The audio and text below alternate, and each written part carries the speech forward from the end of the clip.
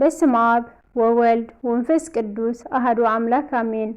አስተርእየተ ድንግልናሁ ለቅዱስ ዲሜጥሮስ በረከት ረድኤትና የአቦና ቅዱስ ዲሜጥሮስ ይሕደረና አሜን። ዲሜጥሮስ ማለት መስተያት ማለት እዩ። ሃገሩ ድማ እስክንድርያ እዩ። አቡኡን አዲኡን ንእግዚአብሔር ዝፈርሑ ሕያወት ነበሩ።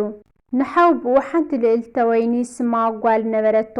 ክመውት ከሎ ንወደይ ካብ ጓልካ ፈሊኻ ኣይትረአዮ ስለዝበሎ ምስ ጓሉ ኣዕበዮ። ኣብ ግዚኦም ምእመናን ዝወሓድሉ ኣረማውያን ዝበዝሕሉ እዩ ነይሩ። ደቆም ዓቕሚ ኣዳምን ሔዋንን ምስ በጽሑ ካብ ምስ ዘይኣምኑ ነመርዕዎም ሕጊ ሰብ ደኣ ይፍረስ እምበር ሕጊ ሰማያዊ ኣይነፍርስን ኢሎም ኣመርዓውዎም።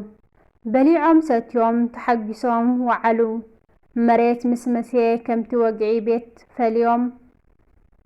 እታ ጓል ሓውብኡ ልዕልተ ወይኒ ድማ ኣቐዲማ ዲሜጥሮስ ሓወይ ኣነ ንዓኻ ሓፍትኻ እየ፣ ንስኻ ድማ ሓወይ ኢኻ። ነዚ ሲዕርና ከመይ ጌርና ስራሕ ጓና ክንሰርሕ ንኽእል በለቶ። ዲሜጥሮስ ድማ ኣነስ ፍቓድ ኣቦይና ኣዴን ክፍጽም ኢለ እየ እምበር ድሌተይ ኣይኮነን፣ ፍቓድክ እንተኾይኑስ ክንገድፎ ንኽእል ኢና በላ። ምእንቲ ንዓይ ምስ ካልእ ንዓኸ ድማ ምስ ካልእ ከየመርዑና ግን ሰብኣይን ሰበይትን መሲልና ንንበር በላ። በዚ ተስማዕሚዖም ኣብ ሓደ መንጸፍ እንዳደቀሱ ሓንቲ ነፀላ እንዳተኸደኑ ን48 ዓመት ነበሩ። እዚ ከመይ ኢሉ ይኸውን ክበሃል ይኽእል እዩ። እግዚኣብሔር ንዝመረጾ ብጥበቡ እዩ ዘንብሮ። ቅዱስ ሚካኤል ሊቀ መላእክት ለይቲ ለይቲ እናመፀ የማናይ ክንፊ ንዲሜጥሮስ ይኸድኖ፣ ጸጋማይ ክንፊ ድማ ንልዕልተ ወይኒ ከዲኑ ሓዲሩ። መሬት ምስ ወግሐ ድማ ብኣምሳለ ርግቢ ብመስኮት ክወፅእ ከሎ ይርእይዎ ነበሩ። ኣብቲ ግዜ ዝነበረ ሊቀ ጳጳስ ሉክያኖስ ይበሃል። ምስ ኣረገ ንህዝቢ ኣኪቡ ኣነ ኣሪገ እየ ብድሕረይ ዝህየ ምረፁ በሎም። እቶም ህዝቢ ድማ ባዕልኻ ሕጊ ሰሪዕኻ ንገረና እምበር ንሕናስ ንፈልጦ የብልናን በልዎ እሞ መዓልቲ ቆፂሩ ድማ ኣፋንዎም። ኩሎም ድማ ኣብ መዓልቲ ቆፀሮም ተኣከቡ። ኣብ ሱባኤ ከለዉ ተኣዚዙ ዝመፀ መልኣኽ ነጊርዎ ስለ ዝነበረ ኣብዘይ ግዚኣ ዝበሰለት ዘለላ ወይኒ ሒዙ ክባርኽ ናባይ ክመጽእ እዩ፣ ብድሕረይ ዝሽየም ድማ ንሱ እዩ ኢሉ ነገሮም። ሽዑ ንሽዑ ድማ ቅዱስ ዲሜጥሮስ ምስ ሰበይቱ ተማኺሩ ኣብዘይ ግዚኣ ዝበጽሐት ዘለላ ወይኒ ኣብ ሙዳይ ጥብሒ ሒዙ መጸ። ካብቲ ዝሓዞ ዝያዳ በረኸት ተቐቢሉ ክወፅእ ከሎ እቲ ብድሕረይ ዝሽየም እዚ እዩ ኢሉ ኣመልከተሎም። ሊቀ ጳጳስ ሉክዮስ ኣይደንጎየን ዓረፈ። ቀቢሮሞ ክምለሱ ከለዉ መንበር ብዘይሹም ኣይሓድርን እዩ እሞ ንዓ ተሸየም በልዎ። ንጹሕን ድንግልን ዝቕመጦ ወንበር ከምዚ ኸማይ ሕጊ ዘየማልእ ዘይተምሃረ ከመይ ኢሉ ይሽየም ኢሉ ኣበየ። ኣቦና ነጊሮምና እዮም ኢሎም ኣገደድዎ። ክሽየም እንተኾይነ ስርዓት መሃሩኒ በሎም። ኣይተምሃርኩን ስለ ዝበልካ እምበር ኣቦና ክሽየም ከሎ ኣንቀጸ ብፁዓን አንቀጸ ኣባግዕን አንቢቡን ተርጊሙን እዩ ተሸይሙ በልዎ። ነቲ መጽሓፍ ኣምጽኡለይ ብምባል ምንባብን ምትርጓምን ስለ ዝተገልጸሉ አንቢቡን ተርጊሙን ተሾመ። እዚ ጥራይ ዘይኮነ ብሉይን ሓድሽን ኩሉ ተገለጸሉ።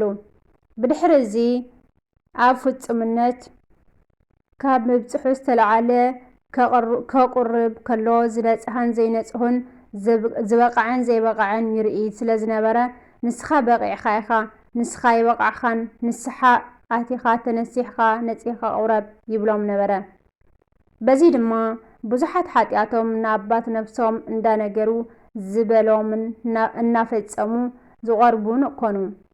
ካልእ ድማ ንጹሕን ድንግልን ዝቕመጦ መንበረ ማርቆስ መቕማጡ ከይኣኽሎስ ከምዚ ይብለና ብምባል ይሓሚዎ ነበሩ።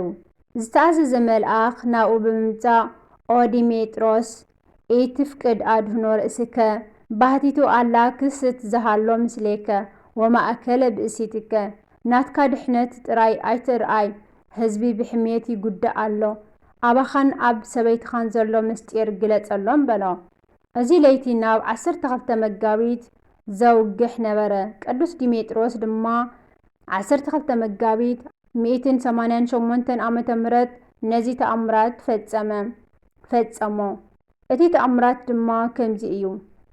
ቀዲሱ ምስ ኣቕረቦም ሓዊ ኣጊዱ ኣብ ውሽጢ ኣትዩ ብምድቃስ ንሰበይቱ ጸዊዑ ስፍሒ ዓጽፍኪ ክዳንኪ ዘርጊሒ ብምባል ካብቲ ጓህሪ እንዳሓፈሰ ኣብ ክዳና ገበረላ። ነቲ ህዝቢ 3 ግዜ ብምዝዋር መለሰቶ።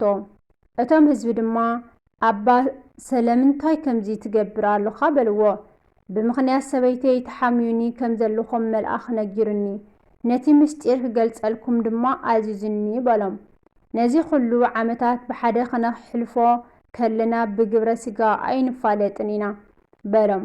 ንሳቶም ድማ ስረይ ለነ ኦ ኣቡነ እስመ ንሕነ ኣበስነ ወጌገይነ በዲልና ኢና እሞ ይቕረበለልና እናበሉ ኣብ እግሩ ወደቑ። ኣቦና ድማ ይሕደ ጊፍታህ ያንጽህ ወይ ስረይ እግዚእነ ኢየሱስ ክርስቶስ ይቕረ ይበለልኩም በሉ። 12 ግዜ እግዚኦ መሃረነ ክርስቶስ ከምኡ ድማ 12 ግዜ በእንተ እግዝእትነ ማርያም መሃረነ ክርስቶስ በሉ ኢሉ ስርየት ሃቦም። ኑዛዜ ዝተጀመረ ድማ በዚ ግዜ እዚ እዩ።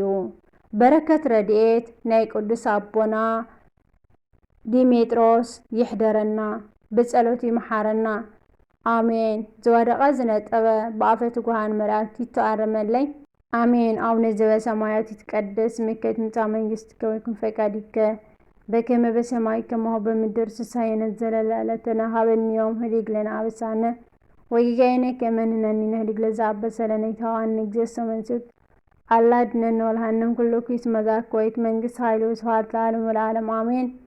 በሰላመ ቅዱስ ገብርኤል መልአክ ኦ እግዝእትየ ማርያም ሰላም ለኪ ድንግል ህልናች ወድንግል ስጋቺ እመ ልዑል እግዚአብሔር ጸባኦት ሰላም ለኪ ብሩክት አንቲ እማንስ ወብሩክ ፍሬ ከርስኪ ተፈሥሒ ፍሥሕት ኦ ማርያም ምልዕተ ጸጋ ምልዕተ ውዳሴ ምልዕተ ክብር ምልዕተ ኩሉ ልዑል እግዚአብሔር ምስለኪ ሰአሊ ወጸልዪ ምህረት በእንቲአነ ምእንተ ኩሉ ዓለምነ ሀበ ፍቁር ወልድኪ ኢየሱስ ክርስቶስ ከመ ይስረይ ለነ ኃጣውኢነ ተማኅፀነ ብኪ አሜን። በረከት ረድኤት ናይ አቦና ቅዱስ ዲሜጥሮስ ንጽሕና ያዕድለና አሜን። ወስብሐት ለእግዚአብሔር ልዑል ወለወላዲቱ ድንግል ወለመስቀሉ ክቡር አሜን።